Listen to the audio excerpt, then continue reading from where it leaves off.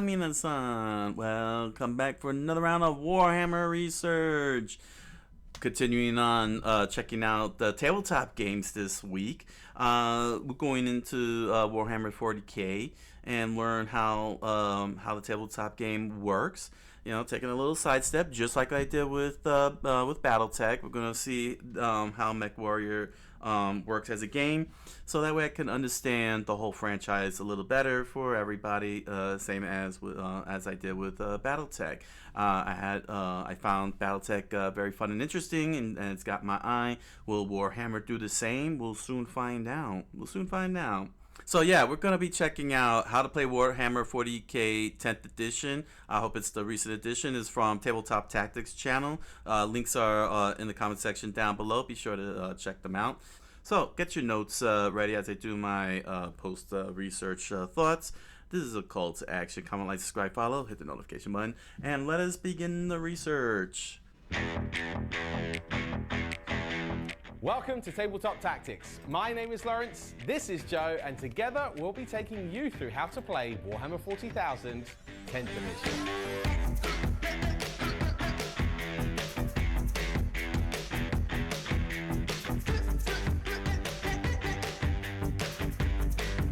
We've both been playing 40k for many years and we are so excited to show you how to get started.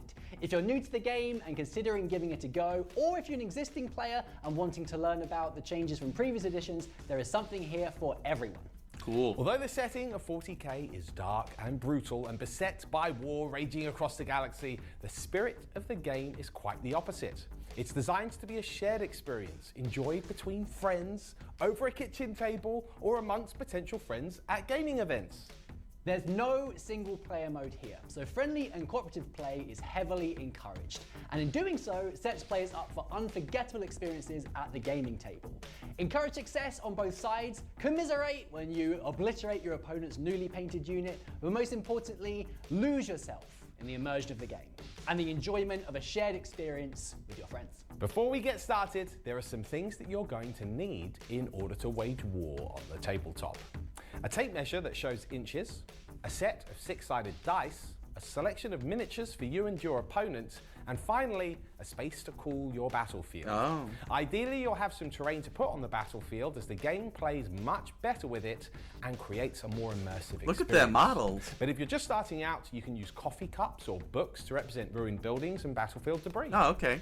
If you're new to 40k and looking for a quick start, you and a friend can purchase the Leviathan box game, which has a selection of Space Marines and Tyranids, as well as the core rules and mission cards. But for the first time, the core rules are free and available online from Games Workshop if you prefer to start with some different miniatures. Assuming you've now got the core elements needed to play, let's have a closer look at the miniatures and how their rules work in games of 40k. Space Marines. Today, we've decided to take a small Space Marine force which will be facing off against the alien threat known as the Tyranids. The Space Marines are an elite army composed of genetically enhanced super soldiers. The models look awesome. Adding power armor and utilizing specialist combat doctrines to take out enemies at range or in brutal close quarters combat. Wielding a variety of weapons from high caliber bolt guns to vicious chainswords, these elite killers were created for one purpose alone: the extermination of any threat to the Imperium of Man. The Tyranids. They're wild. Facing them is an alien threat of immeasurable size, swarming across the galaxy and consuming Look at the all size life of those. forms. Driven with the single-minded intent of the hive mind, the Tyranids fight in unison, looking to strip the biomass of every species in their path. Let's take a look at our Space Marine army from the Ultramarines chapter. This Terminator captain will be leading our force today, with a unit of 5 Terminators under his command.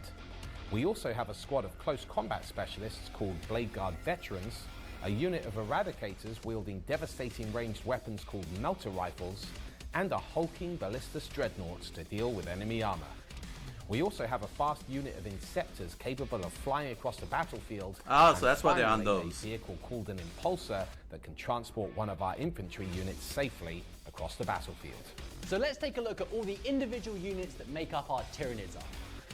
Leading the force today is a Neurotyrant, a terrifying creature that can unleash psychic screams into enemy units as well as protecting the units it's leading. Next we have a unit of Termagants. This is my basic troops unit, and they are here to help That's supposed keep to be an control of eyeball? the battlefield. These Tyranid warriors here are ferocious predators armed with both ranged bioweapons and close quarters claws. We have some flying units next. Gargoyles here act similarly to Termagants but have the ability to move fast and can fly over enemy units. And this is a parasite of Mortrex. It can move quickly like the Gargoyles but also has the ability to infect enemy units with parasites. Lovely! Moving on then, we have a stealthy unit next called Leapers, which are hard to hit and can infiltrate the battlefield to gain advantage. I don't think I could over pull my off opponent. the And lastly, painting, we have some big, the paint job. scary monsters. This Maleceptor is a giant beast that's tough to bring down as well as having devastating psychic abilities. And finally, rounding off the force is this Screamer Killer. This is probably the most iconic unit in the new Leviathan box set, but also provides me a brutal close combat asset for my army that will hopefully rip those Ultramarines to pieces.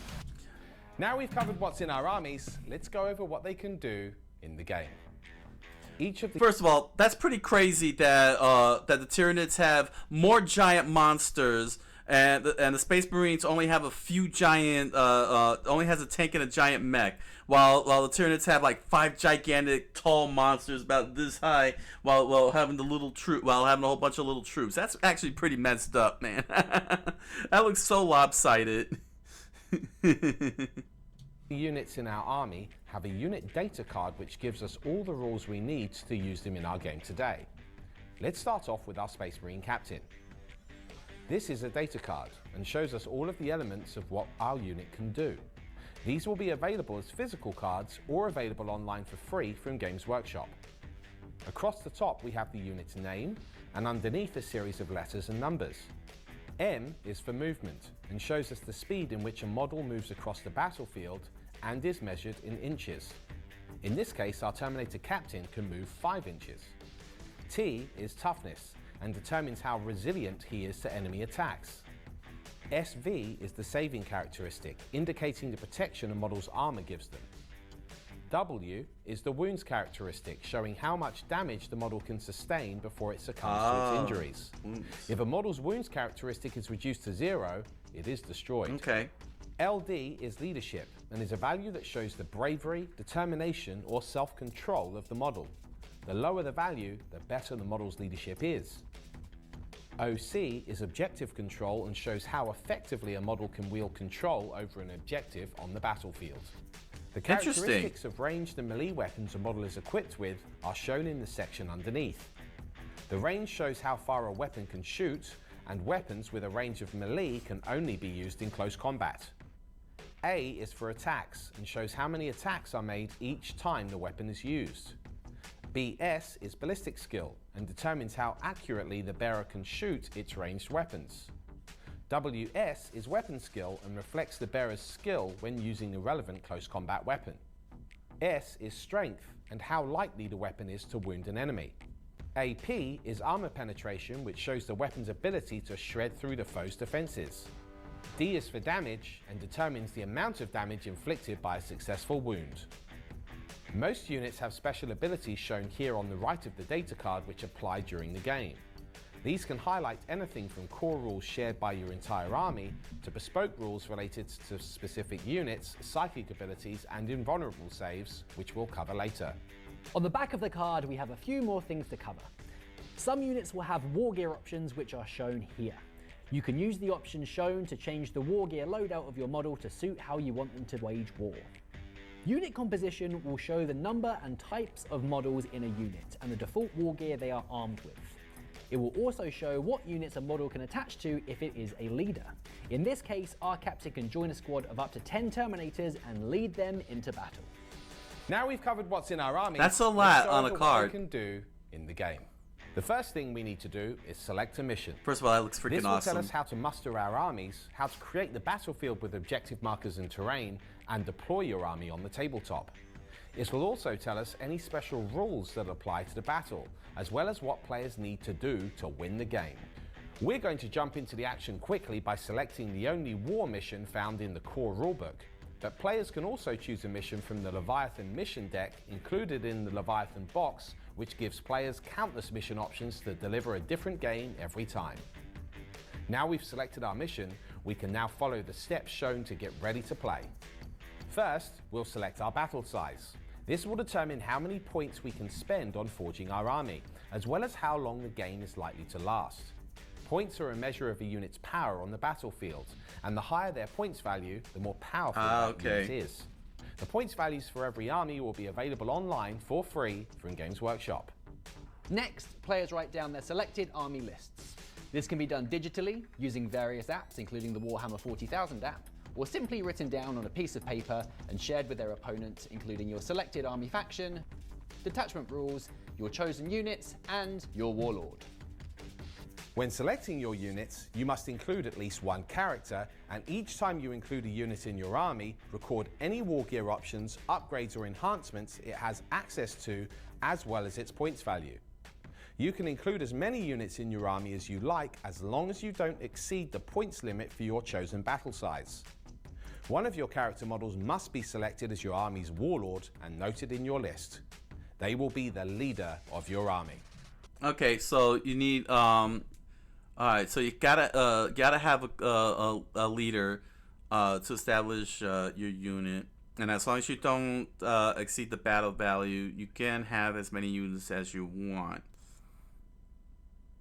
I don't think they explain how many goes into a unit. I don't think I heard him say that. And I was listening attentively, but I didn't hear any mention of the number of war units. Your selected units must all have the same faction keyword, and you can take up to 3 units using the same datasheet in your army, or up to 6 that have the battle line or dedicated transport keywords found at the bottom of the unit's data card. The only other restriction to unit types selected for your list are epic heroes. They are amongst the most famous, or probably infamous, warriors in the entire galaxy. They're the ones that carry lore. And named characters with endless battle honors, titles, and conquests, and thus you can only include one of these units in your army. One epic hero. Characters in your army can be given enhancements. These are special upgrades that can be bestowed upon your finest leaders to give them special abilities. These can range from increasing their lethality in combat, or improving their ability to lead their warriors to victory through precision strategy. Hey, Goblin, Each character can take 1 unique enhancement, and you can take up to 3 enhancements across your army list. Now our army lists are complete, we can read our mission objectives. Each mission will state what the primary objectives are, and can often include 1 or more special rules outlining unique situations, scenarios, and abilities that can be used in the battle. Each mission will include details on the size of the battlefield that you will need. The most common size is 44 by 60 inches, and there are many maps made specifically for games of 40k that are available just like the one that we have here. In regards to terrain pieces, there are guidelines available from the 10th edition core rules on how many pieces to use and where to set them up, and will look something like this. Next comes our first dice roll of the game to determine who is the attacker, who is the defender, and in which portion of the board they'll deploy their armies. Players roll off, and the winner is the attacker, their opponent is the defender. The mission will show both players which section of the... I saw that same image, that same Italian image in BattleTech. With the 12 inches and such. Is that a standard in wargaming in general? Just all war games, all tabletop war games. Is that a standard that they all designed by in terms of the battlefield having that 12-inch neutral zone, and then you got the enemy zones on the either side. It looks like a hockey rink. It does remind me of a hockey rink, actually. But I'm just curious if that's a standard, like if that's an industry standard across all war games that exist, not just only exclusive to BattleTech and MechWarrior, but other war games as well. I would like to know that. That'll be something to actually pay attention to in game design. Players roll off, and the winner is the attacker. Their opponent is the defender. Okay. Battlefield is their deployment zone. Next, both players will make a note of which leader units are attached to a bodyguard unit, which of their units will be embarked within transports, and which of their units will start the game in reserves. Players then alternate deploying their units, starting with the attacker wholly within their designated deployment zones, continuing setting up units in this manner until both players have deployed all their units onto the battlefield. And now we're ready to begin our game. And to determine who goes first, both players roll off and the winner takes first turn. Now we know Lawrence is going first, we can resolve any pre-battle rules shown on our unit's data cards. For example, the Leapers can infiltrate and the Terminators can deep strike, and now we can begin the battle. Here we go. We're at the board, we've just finished deployment, and we're ready to begin our first game of 10th edition, which is very exciting indeed. Yeah. So in terms of our armies, as you can see, they're on the board here. You might see some units are outside of the restricted deployment zones. This unit of Leapers over here are able to do that because on their data card, they have an ability called Infiltrate, which means that they can be deployed anywhere on the board as long as they're 9 inches or more away from enemy units and the enemy deployment zone.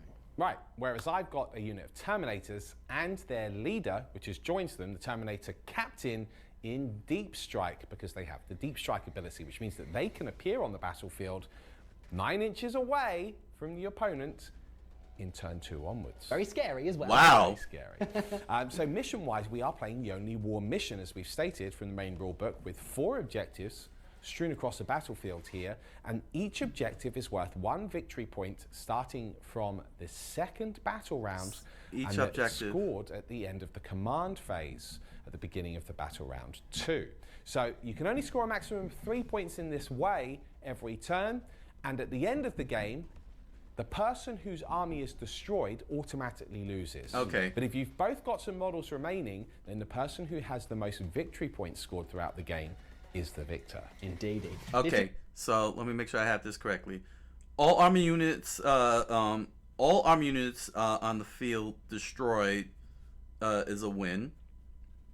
Any units remaining post game, player with the most points wins. Then the most points win. Points are determined by what the campaign setting is that sets the objective, and each objective is worth 1 point to accomplish. So either you annihilate all opponents' units, or make sure you have complete enough objectives to have the most objective points over your opponent. So you have two different win conditions. Okay, got it. Is the one mission for this size of game in the rulebook. In the Leviathan box, you do also have this card set as well, which has a heap of different missions which give you variety, as we mentioned earlier on in this How to Play video. So now we're in the command phase.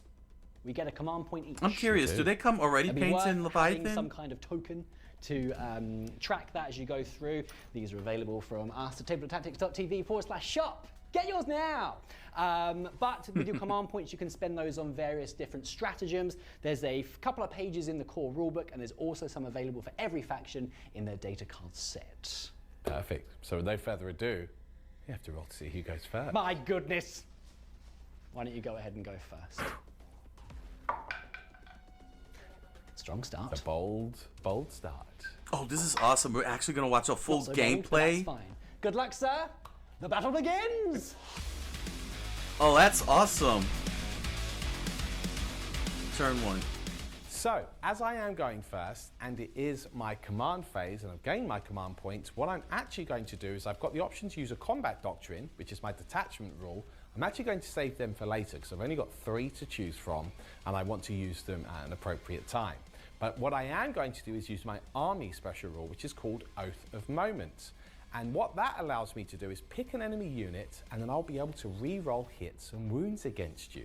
All of my units in my army which would be eligible for this. So I'm going to pick your Screamer Killer. Okay, so now we're in the movement phase. The whole field looks gorgeous. Phase, I can select a unit, and it can either make a normal move, it can advance, or it can remain stationary. Okay. The distance a unit can move is shown on its data card under M, and we can move a unit any distance up to its move characteristic, which in this case is 8 inches with my Ballistus Dreadnought. The only restriction is that you cannot move within engagement range of an enemy unit, which is 1 inch. My next unit to move now are these Eradicators, which are just about to move around this terrain piece. In regards to the terrain we have set up on our board, the models we're moving can move over a terrain feature but not through it. For example, a model can climb over a fence or a wall but not straight through it. Got it. Models can move freely over terrain 2 inches in height or less, but can measure up and down a taller terrain feature, deducting that distance from its movement characteristics. Models can't end their move mid-climb, so if it's not possible to end a move as a result, that move can't be made. Got it. So, similar to BattleTech, you lose your movement points. In this case, you lose your inches to climb up terrain. And if you cannot complete the climb, then you cannot really make the move. So if you're 1 inch short to move on top, so like for example, right here, if you want to climb up that wall, you gotta make sure you have the inches, the 3 inches to go up the 2, and then the 1 inch to get into the onto the top. If you only have 2 inches, you can't climb that wall because you don't have the 3rd inch to go over it. So it's a similar situation to BattleTech level terrain when you add the number of movements when you're going up a level on the terrain. All right. The final quirk of movement is units that can fly. Any units that have fly on their data card can move over enemy models when they make a normal move, advance or fall back. Fly models that include any horizontal movement onto terrain features measure diagonally when doing so. The last unit to move is this Impulsor, and it's going to do an advance move. Any model can advance in the movement phase, and to do so, roll a d6 and add the value to the unit's movement characteristic. The only thing to bear in mind when doing an advance move is that a model cannot shoot any of its weapons that turn following an advance move, unless they are equipped with a weapon with the Assault keyword. Okay. Next, I'm going to move the Repulsor just around this building so that I can get line of sight on targets in the shooting phase. And now we enter my shooting phase. So, as it's my shooting phase, I can select any of my units, check their datasheet, and attack with all of the weapons on their profile, depending on the type of weapons that they are. I cannot pick the Impulsor this turn because I've just advanced with it and it doesn't have any weapons with the Assault keyword. So instead, I will begin with the Ballistus Dreadnought. Now, the Ballistus Dreadnought is going to target your Screamer Killer, which, if you remember back to my command phase, is my unit that I selected for the Oath of Moment, meaning I can re-roll my hits and my wounds against you. Oh no! So I'm going to use my 2 big guns, because that seems appropriate, and we will begin with the Ballistus Missile Launcher, which has 2 attacks on the profile, and it hits on a 3, 4, 5, or a 6. I hit you both times. Didn't even need the rerolls. Didn't need the reroll. I now wound you on a 3+ because my strength is 10, but you are very tough at toughness 9. Toughness 9, yeah. Now, if I was double your toughness, I would wound you on a 2+, but because my strength is better but not double, I wound on a 3+. Very good. So 3s or more. I wound you once, but I can re-roll the wound with the Oath of Moment, and I get 2 6s. Wow. So, your AP characteristic on the missile was 2, correct? Right. Okay, very good. Now, because I have a armor save of a 2+, that means that is then reduced by 2 because of your armor penetration ability. Because I'm in front of this terrain piece here and partially visible, that gives me a +1 to my cover save. Yeah, the wall is in between the firing model and the target. Indeed. Yeah. So that means I get a 3-up line of sight instead of a 4-up, which I ordinarily would do. And he's okay. Well, you need another wound. Oh, yes, of course I do. He's not okay. Oh, so a wound goes through. Okay, well, now I have to consult the damage, which is D6 on the Ballistus Crack variant. Okay. So, how many points of damage do you take? It's just the 1. Okay. So you reduce your wounds by 1 now. What does that make? After your confirming so I'm a hit now roll, down to 9 wounds remaining. I start on 10. Then roll have for blown damage. off a piece of my carapace. So that just leaves the Ballistus Las Cannon. Also has 2 attacks on the profile, also hitting on a 3+. Right, well, one has hit on a 3, but with Oath of Moment, I can re-roll the other one that missed. Both hit on a 3. Very good. Okay, now to wound you, I am strength 12 this time. Sadly, it's still not double your toughness, so it's still a 3+. And I can re-roll with the Oath of Moment.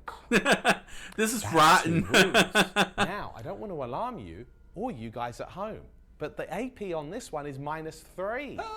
So more difficult for me to say. We should also mention for everyone following along this, the re-rolling an Oath of Moment is specifically for Space Marines. So this isn't for every faction, this is their special faction. That's their detachment rule. Yeah. So I've got 2 saves to make, do I?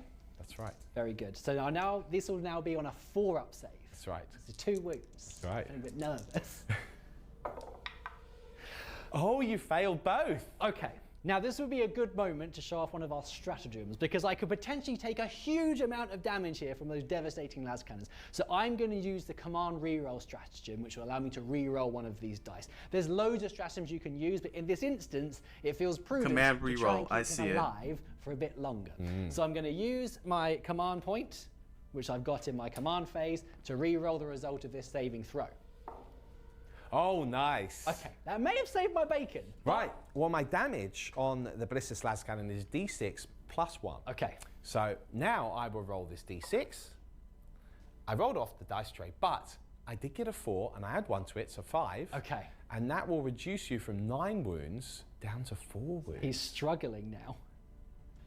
So, okay. So even though the Space Marines have the specific oath that allows rerolls, all the factions do have a reroll, but it costs an actual command point as opposed to having an ability. But your command reroll is a one-time effect, if I'm understanding this correctly. It's a one-time effect per round.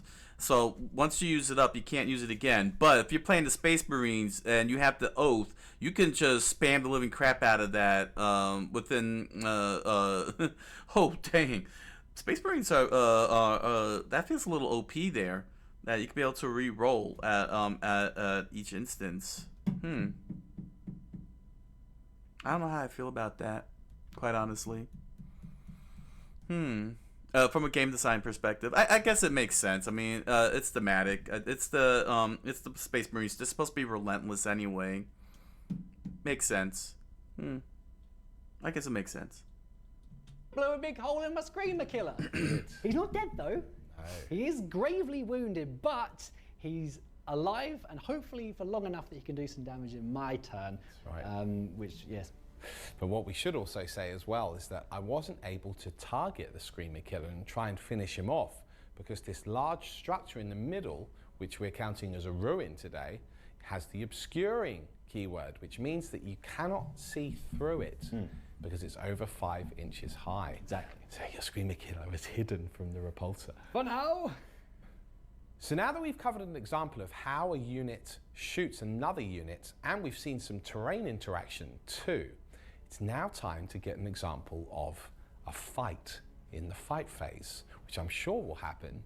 I thought that was the fight phase. So, yeah, so ordinarily we then move on to the charge phase, and the fight phase is the next part of a player turn. Based on where the Space Marines are at the moment, there's not anything that's able to declare a charge and then move on to the fighting phase, but there should be plenty over here for the Tyranids to get their claws into. So it'll be my turn. So it's got 5 phases. Tyranids turn 1.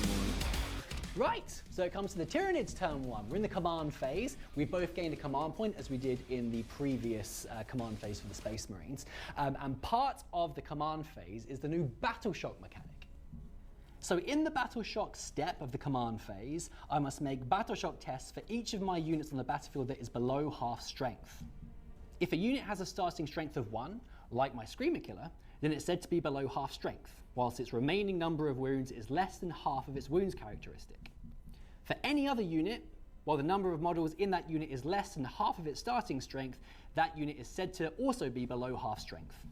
So because my Screamer Killer counts as being below half strength, I must now make a Battle Shock test. I roll 2d6, and if the result is greater or equal to my leadership characteristic, the test is passed. Otherwise, the test is failed. Until the start of my next command phase, that unit is battle shocked. Now, because of my Tyranids army rule called Synapse, this allows me to roll 3d6 instead of 2d6 No, there's that when shadow I'm in the taking any warp. battle shock tests. That comes into effect when I'm within 6 inches of any other Tyranid units in my army. Unfortunately, on 3d6, I still fail. So because I failed the battle shock test, my objective control characteristic for my Screamer Killer is now 0, so he's unable to control objectives. If I fall back, I have to make a desperate escape test for the unit, which we'll cover later. I guess it's to balance out the And on top of Tyranids that, I because of can't the way use they any do the stratagems whole that will thing. affect my Screamer Killer until my next command phase. Well, that's that. I mean, he has been shot by a las cannon. I guess it makes sense. He's got a little bit of battle shock. He's shrugging off the wounds. I'd be shocked if it was me. So that's the command phase done. Battle shock has been completed. So now I'll move on to my movement phase. Great. That's a good balance. That's actually a very good balance on the Tyranids, given what I've read regarding their lore. If they are following through on their lore in translation to the game, it would make sense that you want to keep them from being overpowered and keep them in check from imbalancing over the players because of their relentless nature and such. It makes perfect sense. Konnichiwa, Mimi-san. Irashaimase. Genki desu ka? How are you doing today?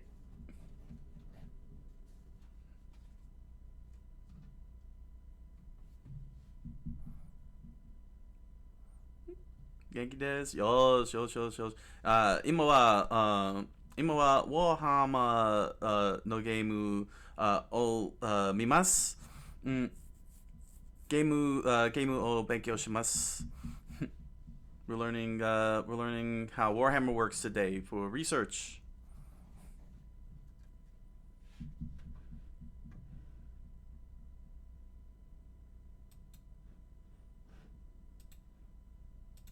Takusan eigo o hanasu.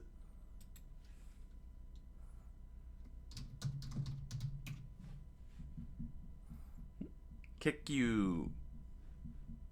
Kenkyu.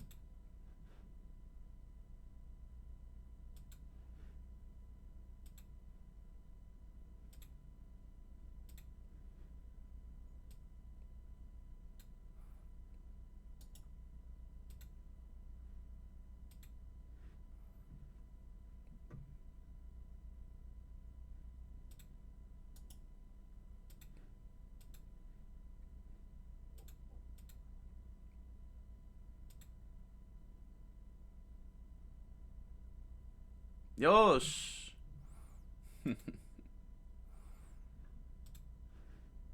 Yosh, Mimi-san. Tsuzuku.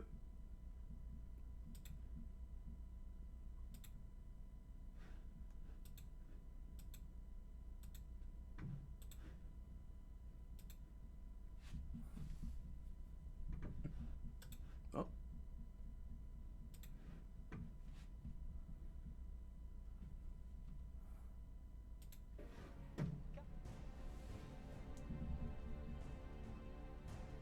So that's what the field looks like now with the Tyranids That's my moved. movement phase complete. As you can see, I've swarmed forward as much as I can with my Tyranids units. I have kept a couple of units on the objective so I can get the points for our mission in this game. In the next turn. In my next turn, Yeah. exactly, because they're scored in the command phase from turn That's 2 round two, onwards. yep. The score happens on a command So phase. ordinarily Okay. we now move on to the shooting phase and unleash some biocannons, etc. But because we've already covered that in the Space Marines turn, we'll move on to what we didn't cover with Space Marines, which is the charge phase and the fight phase. So based on where I am at the moment, I've made a normal move with my Screamer Killer down there. Although he has a rather large hole in his carapace at the moment, he is still able to charge. So as it stands, I am just over 7 inches away from this impulsor here, which means I can make a charge because it is less than 12 inches away from me, Right. which are the parameters. Engagement range, which is what you need to be in to get into combat, is 1 inch. So because I'm just over 7 inches away, I need to roll a 6+ on 2d6. Hey, good luck. Come on, Screamer Killer. He's done it. 7. Nice. Marvelous. Well, we'll move him in and then we'll get ready for the fight phase. It's the fight phase. So I have done my charge move. I have piled in, but because you are the closest model within base-to-base contact, that's pretty much as far as he can go. Yeah. If you have larger units, you can sort of move around and get more models into base-to-base contact to do more attacks. But for now, I have one giant monster fighting your Impulsor. That's So I crazy have how that 10 looks. attacks Dude. with my Screamer Killer Talons. My weapon skill is 3 for him, so I'll be hitting you on 3 pluses with these d6. Not bad. Wow, that's a lot of dice. hits. Not bad at all. So a couple of misses there, but I have hit you 8 times. My strength with my talons is 10, My toughness is 9. so it'll be 3s to wound you. Yeah, because your strength is greater than my toughness. Okay. Not bad at all. So Ouch, 5 wounds. 5 wounds go through with the talons. Just like with shooting, there's an AP modifier for this melee weapon. What's the AP? The AP is 2. 2. And I have a base armor save of 3 plus. 6. So I need 5s. How many wounds was it? 5. Indeed. I need 5 5s or 6s. And I only make 1. Wow. So what's the damage? So the damage for those That's attacks 3 is damage 3. Oh, So that means that 12 wounds have gone through to your Impulsor. well, I only have 11 wounds. That means it is destroyed, sir. Wow. How exciting. Well, I have the Deadly Demise rule, being a vehicle, and that means that on the roll of a 6, I would do, in this instance, D3 mortal wounds in a 6-inch radius. It explodes. It explodes. Yes. Does it explode? It doesn't. It doesn't explode. Okay, that now brings me to the unit inside. I have 6 Blade Guard veterans, which means I need to roll 1d6 for each model inside the Impulsor. Are they On the roll of actually a inside? 1, I will take mortal wounds. 1 mortal wound for each roll of a 1. Do take 2 mortal wounds. Okay. So one of the Blade Guard veterans is very badly wounded, but now they must disembark the destroyed transport and end their move wholly within 3 inches of the vehicle. Indeed. So mortal wounds, we should explain, ignore saving throw characteristics, essentially. So any mortal wounds that go through, they're so grievous that the armor does nothing. Goes right through onto my wound profile. Ouch. So that's everything disembarked. That's right. It's one you- Blade Oh, Guard okay. holding Just on by replace a it. Just about, yeah. Will you consolidate? Yes, so consolidation now will be done with the Screamer Killer. This is done after you completed the fight step, which he has done very successfully. So you can move up to 3 inches, as you can see over here. Yep. So he can then move in to engagement range, no less, with your Blade Guard veterans. You do. And when you do that consolidation step, you must move towards the closest enemy model as well if you are within 3 inches. So in this instance, you've gone right into the Blade Guard veteran who draws his blades with the rest of his squad, and I could now activate in the fight phase as it would be my turn to do so. Yeah. However, we'll have to leave that to your imagination. We can only assume that the Astartes would, of course, cut the Screamer Killer down. That's actually pretty impressive, because the Marines turn 1 did a lot of damage to the giant Tyrannid, but then the Tyrannid, being injured and everything, was able to get a full swing and destroy the whole entire vehicle, and caused one of the units to get injured and the rest evacuated. So while it may look so lopsided, it's got a rubber band effect that can really swing back like a full-on pendulum. So basically it's like no lead is safe type of situation. No matter how much damage you do, it doesn't automatically mean that you are in position to get a kill on your opponent. You're just going to be finding yourself, if you don't do things the right way, you can end up pigeonholing your marquee creature to being overrun and blasted to smithereens. While on the other hand, you don't. It's like yeah, I took a whole lot of damage, but that doesn't mean I'm on the losing side yet. The loss is going to happen. I can still come back and get and return the favor. And in this instance here, a whole vehicle got destroyed. So that's actually very well designed. That's very well crafted. That's actually a pretty good craft. Because I thought for a second there that the Tyranid was going to do absolutely nothing, and yet the Tyranid was able to actually get the whole a whole vehicle out of the way. May not have gotten all the units because he failed on the explosion, which would have been actually crazy if that had happened. But the fact that you always have a chance at getting something off the field is possible in the game. So it's like, okay, I got hit multiple times, and it doesn't mean I'm losing yet. Okay, that's actually really excellent. That's excellent. I like that. I like that. They're gonna do a turn 2. So we begin my turn 2 command phase. Normally I'll be doing things like battle shock here, but as I have no units which are eligible to make a battle shock test because they're all over half strength and there are no other rules affecting them, I can go straight onto my other things, such as the army rules again and the combat doctrines. This turn I'm going to pick the assault doctrine for the first time, and that will allow my units to advance and charge. Powerful. Might be nice for those tasty blade guard, which did indeed cut down your Screamer Killer. It did. Look, you killed him, my boy. So, with no further ado, I will also now put my Oath of Moment ability, which is to reroll hits and wounds, onto your Psychic Malceptor. Oh dear. Now, at the end of the command phase, we can now show a great example of me scoring 1 victory point for having my Eradicators within 3 inches of that objective. Now, I am only holding the 1 objective, so I will only get the 1 victory point this turn, but that's a good start, and hopefully I can score some more later on. I also, being a command phase, gain 1 command point, as do you. Both players gain the command point in each command phase. So with no further ado, we've got a couple of extra examples that we want to show you in game so that you've got full grips with the rules. Let's do some special embarkation movement.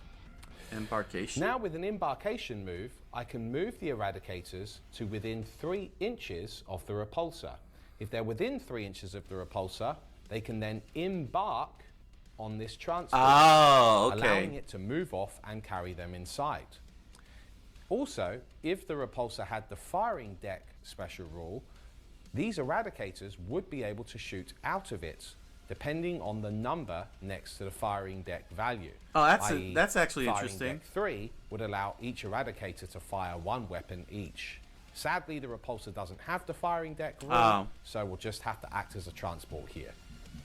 Now at the end of my movement phase, I've moved my Repulsor, Inceptors, the Ballistus Dreadnought back. That looks so lopsided, seeing the Tyranids on the right. Advanced as I'm in the combat doctrine, which will set them up for a charge in my later phases.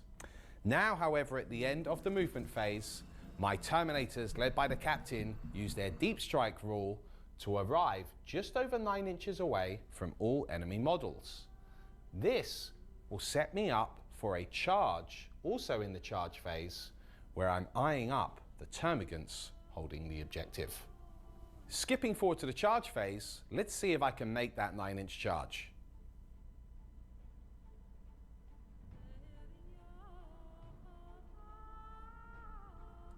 Now that I've completed the charge move, it's time to pile in the fight phase. Here, my captain has to pile in closer to the closest model, which is this Termagant here, but he is allowed to go around it as he will still end his move closer whilst also getting closer to this one. The other remaining Terminator here has to pile into this Termagant, and so forth. It continues, each model piling in. If it can make base contact, it must do so to the closest enemy model. As we mentioned before, the OC or objective control value on our units' data cards determine how effectively they can exert their control over objectives on the battlefield. In the Space Marine charge phase, the Terminators made a 9-inch charge from Deep Strike, moving into engagement so the range objective of the was Termagants, accomplished, and within the 3-inch range required to contest this objective. In this example, Joe's Termagants have an OC of 2, where my Terminators have an OC of 1. So at full strength, the Termagants count as 20 models, where the Terminators only count as 6. So the Termagants control the objective currently. However, In the subsequent fight phase, the Terminators destroyed 8 of the Termagants in combat and suffered no casualties in return. So now the OC value of the Termagants is 4 to the Terminator's OC of 6, meaning the objective is now controlled by the Terminators.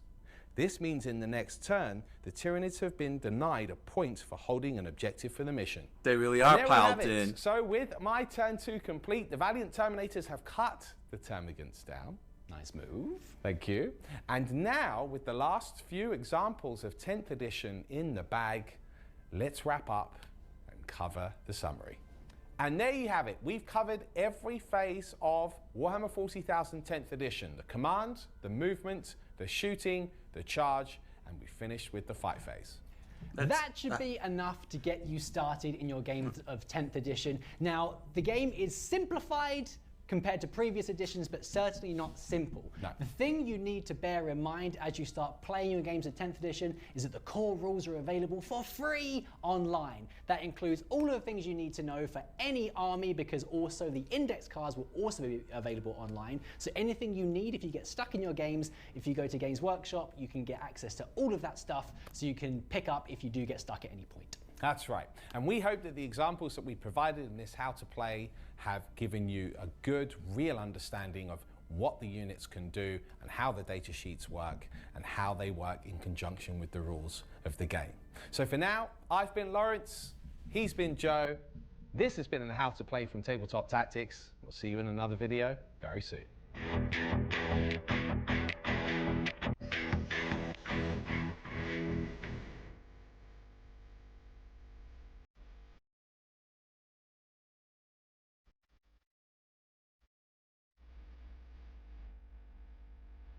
Throw pointing. One space. Throw pointing at me? Don't throw pointing at me.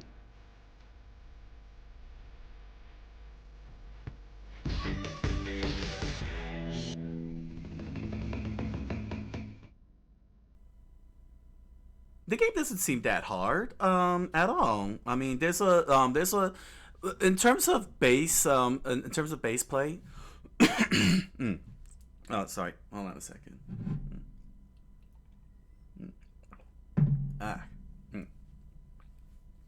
Okay.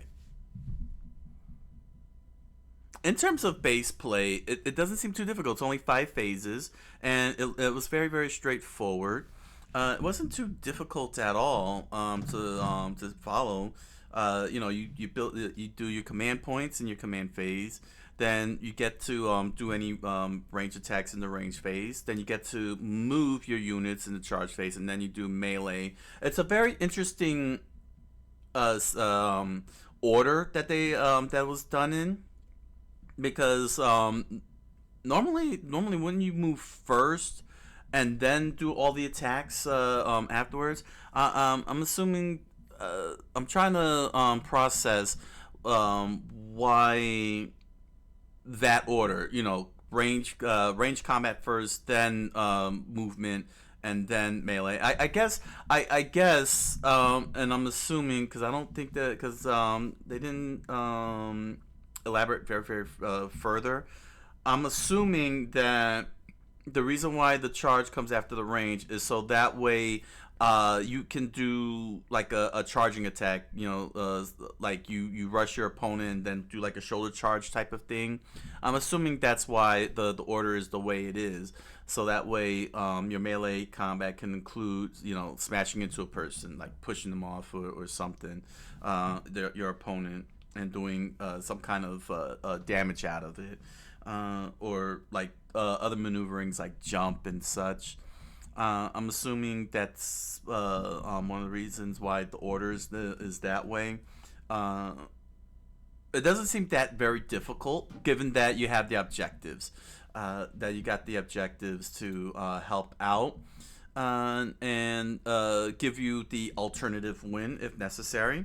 If you can't get the outright annihilation, it seems pretty straightforward. As long as you retain the objective each turn, you will get your point from what it looks like.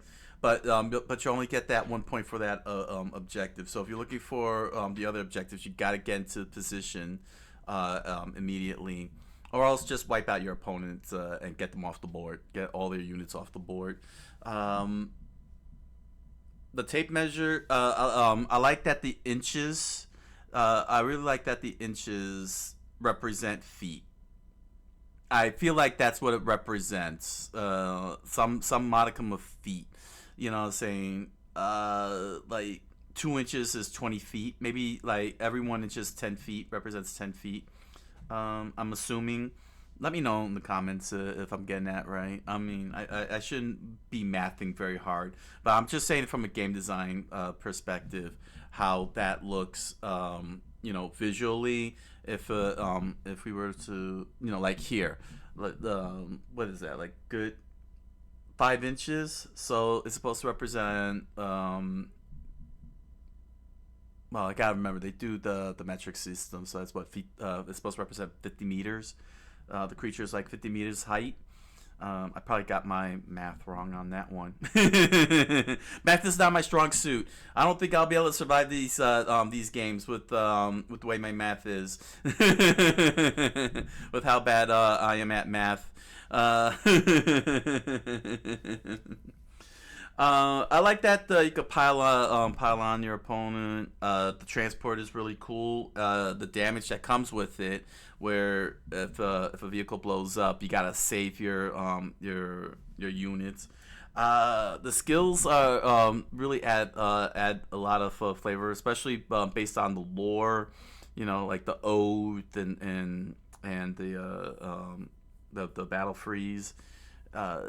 Very very fitting from what I've researched so far. I wish they were playing the orcs though. I would have liked to have seen the orcs in action. That would have been really cool. But I'm very curious about this Leviathan set. If the Leviathan set comes already pre-painted, because I'm not confident being able to pull off a good paint job, quite honestly. The fact that Games Workshop actually has, I want to see if they actually have that. When was this done? This was done 2 years ago. Oh, okay, so I don't know if they moved to like an 11th or 12th edition, but let me see if this thing's really up here, the rules. Let's see. It's supposed to be in their website. Let's see here. Rules.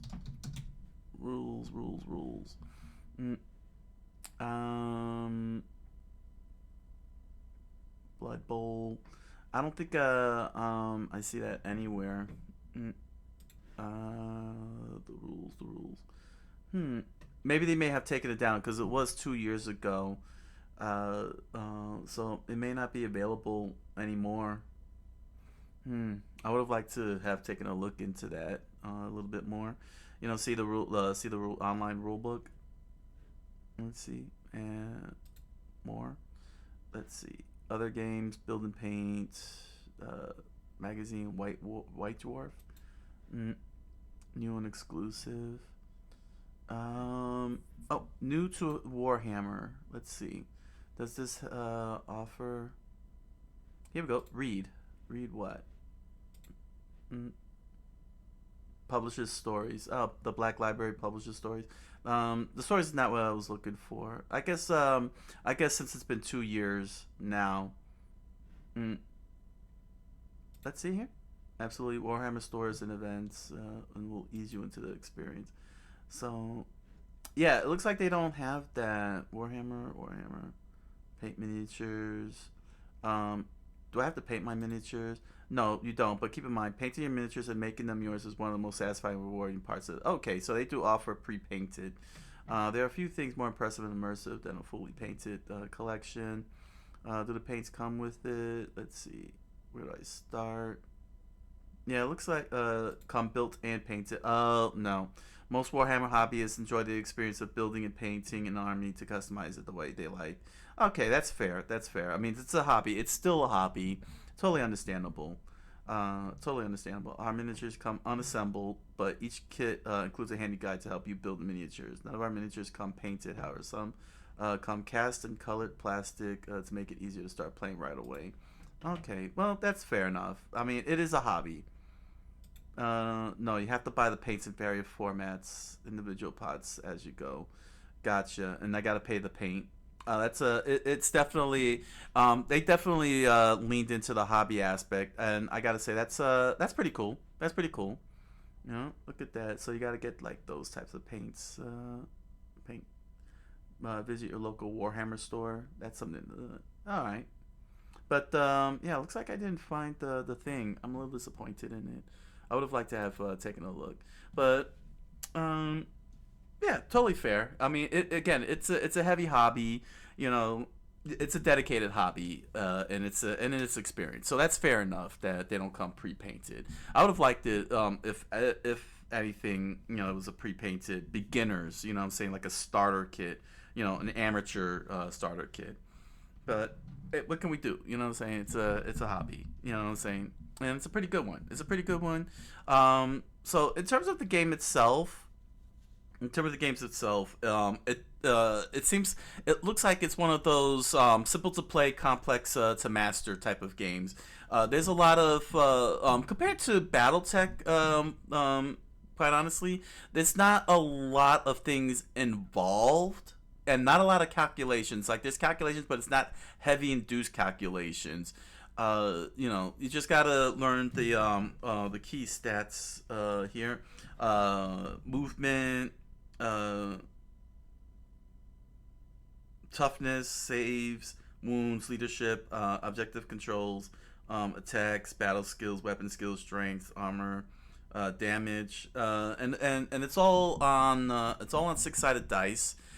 Just like in BattleTech. So by comparison, in terms of mathing, it looks like Warhammer is better on the math side. It's not overwhelming to the players. That overwhelming. It's just and you don't have to worry about how you say specific parts of a mech. In this instance here, the vehicle. In this instance here, this vehicle, for example, this vehicle, it doesn't go through a whole process of creating a modifier to be able to get the roll. It's got its scores and everything, and you just have to beat the scores, and that's it. And whatever the saving throw and any type of extra throws needed. To determine its condition, as well as whoever is inside the transport itself that may have to be saved, will be determined in a separate step. So I think that's a lot more cleaner, less to manage and keep track of compared to the core. Compared to BattleTech, I still think both games are good because they were still easy to follow. With the they were very easy to follow, and war games. I've never played a war game before, like a legit war game. I don't know if it's something that I might be able to be willing to get deep dive into, but like I said, I wouldn't mind getting like like a little starter and just do a pickup game type of thing. But I guess war games is not like that. War games are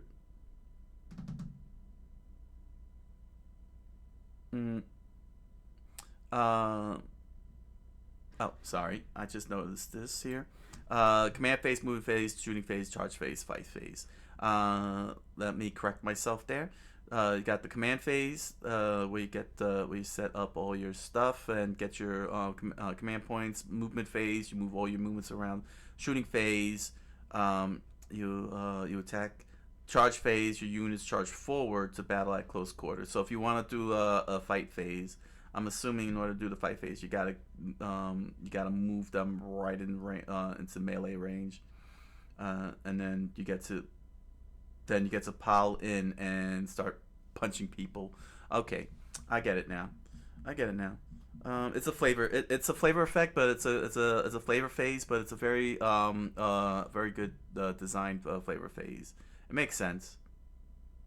And I'm assuming it's optional, so you don't have to really do that. Okay, so yeah, very excellent game. The Warhammer is it's very different from other games that have hexes, hex games, because you don't have a hex to guide you. You have to rely on the measurements and such, and hope that you can get everything in place in the right spot. And of course, line of sight and field of vision is involved. 100% sense. Everything can be things can be obscured. I wonder if that also can count, like if your vehicles can also act as obscure for units. Like you can hide your units behind the vehicle until it gets destroyed or you're ready to run out. I'm very curious about things like that. The tactics in addition to the strategy. But no, it wasn't too difficult. This definitely looks like a fun game. They definitely look like they had fun. Again, this was from Tabletop Tactics channel. Links down in the description below. Yeah, now I got a good idea of how the whole thing operates. So, yeah. Head on over to Amazon.com and BarnesandNoble.com and grab yourself a copy of The Impossible Man, a strange fantasy novel written by me. You'll find links to the book down in the description below, along with links to other merch such as pins, stickers, t-shirts, music. Enjoy the products. Thank you for your patronage. And if you happen to purchase The Impossible Man and did a lore video on YouTube about my book, thank you very much. I look forward to hearing your thoughts. And if you're interested, you could join me on my live multi-stream on Twitch and Kick every Monday through Thursday, 10 o'clock p.m. Eastern Standard Time, where I do lore research, Japanese cultural studies, and gaming plus more. Look forward to hanging out for you. So until the next round of Warhammer research, thank you all for joining me, and I wish you all a good night, buenas noches, and oyasumi nasai.